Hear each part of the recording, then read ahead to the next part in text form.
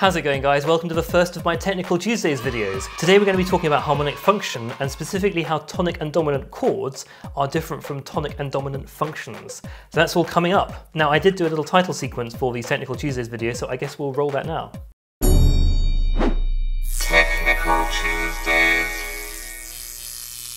Right, so before we get started, if you're new here, this channel is all about learning the practical and technical aspects of being a professional composer. And on my vlog on Sunday nights, I talk more about the practical side, I show you what I've been up to in the week and how my business works. But I also want to start doing these videos on Tuesday nights, which are going to go more into the technical aspects of music theory, analysis, the nitty-gritty of composition, basically. So this is not going to be aimed at such a general audience. I'm aiming it really at my kind of Cambridge undergraduate students. But if you're not a Cambridge undergraduate or you're not studying music at uni, then stick around. There are definitely some intellectuals here who are watching, so yeah, smash like if you are an intellectual. I know there are a few out there.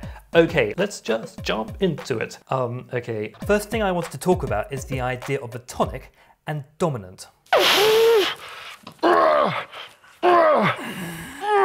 Which I know this is going to sound a bit basic, but stick around, it's going to get more complicated or more interesting. Tonic and dominant, as you know, so if you're in C major, you're familiar, right, with the idea that you have different chords, chord 1, chord 2, chord 3, chord 4, chord 5, chord 6, chord 7. Your tonic is chord 1, C major in C major, your dominant is chord 5, G major in C major, and your subdominant, F major, which is chord 4 in C major. Now, the idea of function is that those chords aren't just numbers, but they have meaning. So the idea of tonic is that it is stable, right? If you're in C major, tonic C major is the stable point of rest. When you have a cadence, that's where you come to rest, ultimately. It is the most stable chord of the piece. The dominant, by contrast, is unstable, right? So unstable. Okay, let's just have an example of that. I wanted to show a few different pieces to you guys in the course of these videos. We'll probably keep coming back to them because they're good examples and it's nice to kind of keep referring back to the same pieces. The first thing I wanted to show you was this last movement of Piano Sonata by Haydn. I'll pop up the first 8 bars. So you can see here, it's really very simple in terms of its harmony, and it uses tonics and dominants. The tonics are stable and the dominants are unstable. So we'll just go through, I'll just play it to you.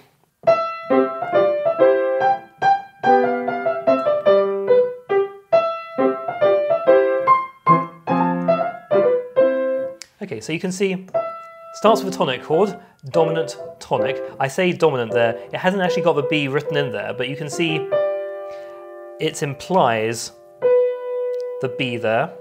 So you've got a dominant chord there, tonic, different inversions, but we won't get into inversions today, we're just thinking about tonic and dominance, okay? And then bars 3 and 4, dominant, tonic, dominant, tonic, dominant, tonic, subdominant, we'll come back to that in another video, dominant, tonic, okay? So it's basically, if we think of tonic as stable and dominant as unstable, we've got stable, unstable, stable, and then unstable, stable, unstable, then again stable, unstable, stable, subdominant, unstable, stable. Does that make sense? Great. Now this is where it gets interesting, guys, because I said function is different from a chord. The reason for that is that you can have dominant function stay without having a dominant chord, or tonic function without having a tonic chord. And to give you an example of this, we're going to jump to another piece, which is probably familiar, an old chestnut here. So this is the first prelude, the C major prelude from the first book of Bach's Well-Tempered Clavier. I won't play the whole thing, you remember the one. Also, by the way, I'm sorry the piano is a bit out of tune. I haven't managed to get it tuned yet. I thought I'd just jump into doing these videos rather than waiting for the tuner.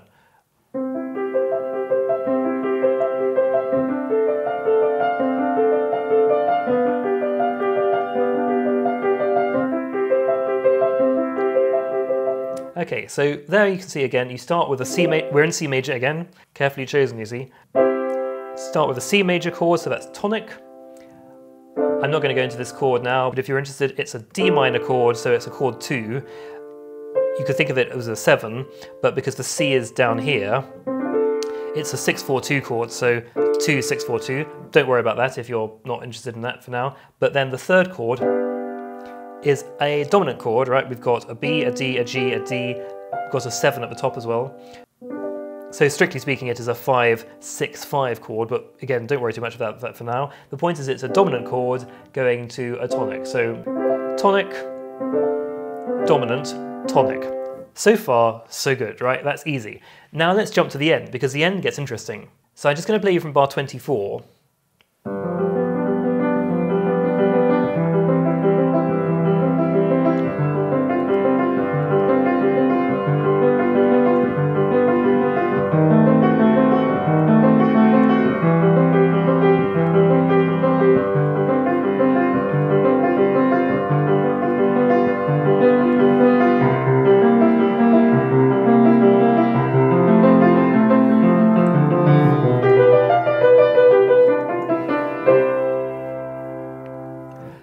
Okay, so what's going on there? Well, we've got this big G pedal, as you may have noticed through this.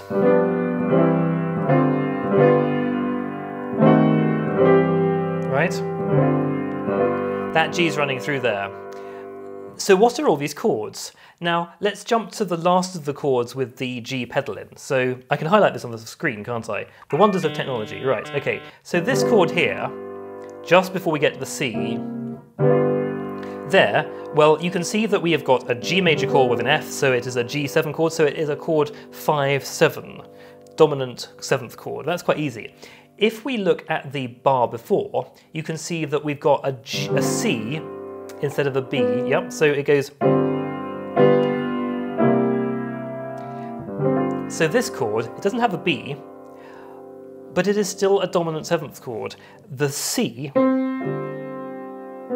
is a dissonance, right? I might do another video about consonance and dissonance. I'm going to assume for now that you know what a dissonance is. It's a non-harmony note. So bar 30 is still a dominant 7th chord in figured Roman terms. By the way I describe harmony is in figured Roman.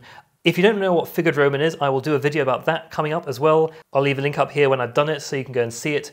Figured Roman is the best way to describe harmony. I will explain why in that video. In figured Roman terms, that is a 5-7-5-4 chord, because you've got the 7 there, you've got the 5 there, and you've got the 4 there.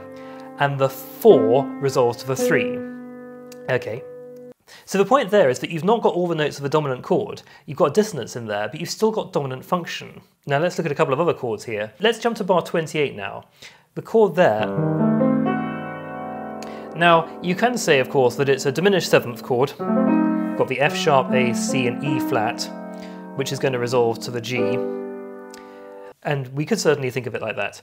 But what I want to say here to you guys is that it is also a dominant function chord. And the way you notate this is to say it is still a 5 chord, but that the A, C, E flat, F sharp are all dissonances.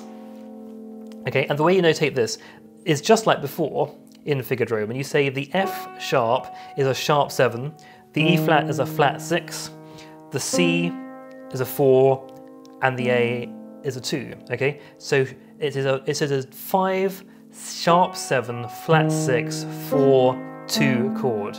Okay, what's the next chord? Now it might look like a tonic chord, right? You've got a G, an E, and a C. But is it stable? Because a tonic chord has to be stable, right? And this isn't stable. It's just as unstable because we've got this wonderful build-up.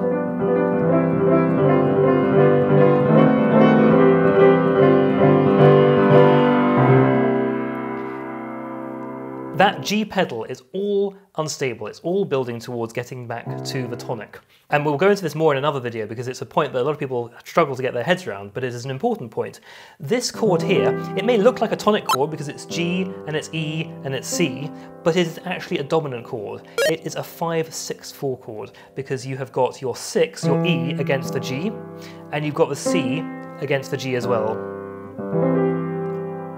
And the reason why is that it is still unstable, and therefore it is still an unstable dominant chord. It functions as unstable, and therefore we're waiting for it to resolve. In other words, you can have dominant function through a whole passage like this,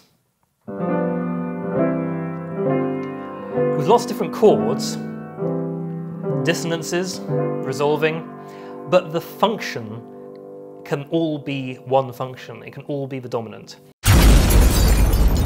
I'm going to go into this more in a few other videos. I'm going to do a video on why this chord that we talked about, the 5-6-4 chord, is not a tonic chord, and specifically why it's not a 1C chord. I tear my hair out over the idea that it's a 1C chord, but a lot of people think that's a 1C chord going to a 5, going to 1. I'm going to explain to you why that isn't the case. I will leave a link to that video up here when it's done. I think that's enough for now.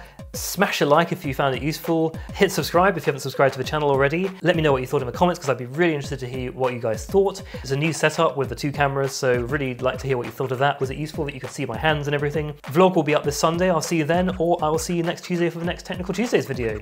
Okay, that's a wrap, I think. Right, okay, that's it. Bye.